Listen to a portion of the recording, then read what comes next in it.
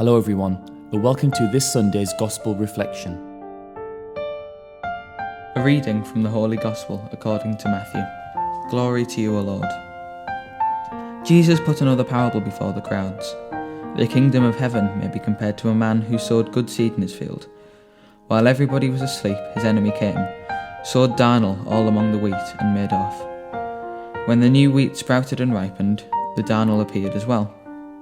The owner's servants went to him and said, "Sir, was it not good seed that you sowed in your field? If so, where did the darnel come from?" "Some enemy has done this," he answered. And the servant said, "Do you want us to go and weed it out?" But he said, "No, because when you weed out the darnel, you might pull up the wheat with it.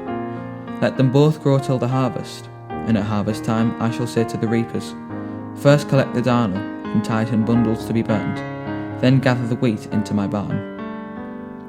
He put another parable before them. The kingdom of heaven is like a mustard seed, which a man took and sowed in his field.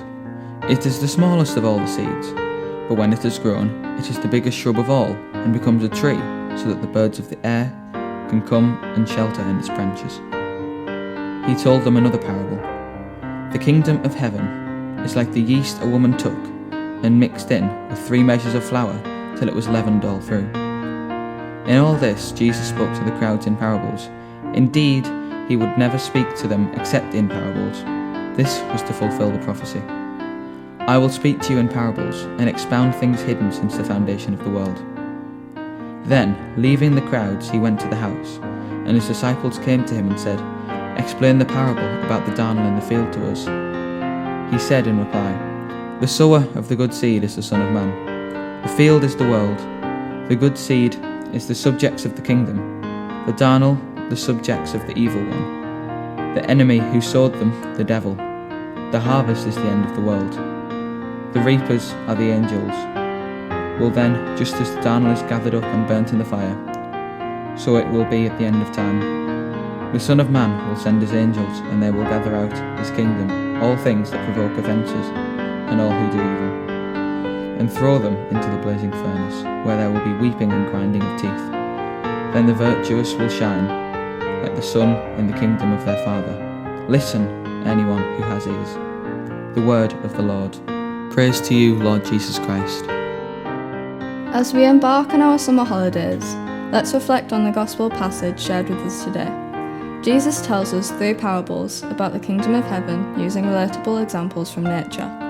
In the first parable, the man sowed good seeds in the field, representing the subjects of the kingdom. However, an enemy came and sowed darnel, symbolizing the subjects of the evil one. The lesson here is that both good and evil coexist in the world. Sometimes it's challenging to distinguish between them, but God knows and understands all. He allows both to grow together until the end of time, when there will be a harvest. At that time, the evil will be separated and dealt with, while the virtuous will shine brightly in God's kingdom. The second parable shows the kingdom of heaven as a mustard seed, starting small but growing into a large shrub, providing shelter for birds. This reminds us that even small acts of kindness and faith can have a significant impact and can create a safe and nurturing environment for others.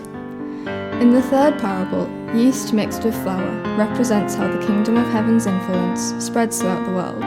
Just like yeast leavens the entire dough, the teachings and love of Christ can transform hearts and societies.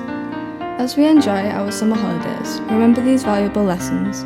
Embrace kindness, love and faith, knowing that your actions, no matter how small, can make a difference. Seek the good in others and in yourself, but also be aware that evil exists, and it is essential to stand firm in your beliefs and values. May this summer be a time of growth, both spiritually and personally, and may we find comfort and shelter in the embrace of God's love.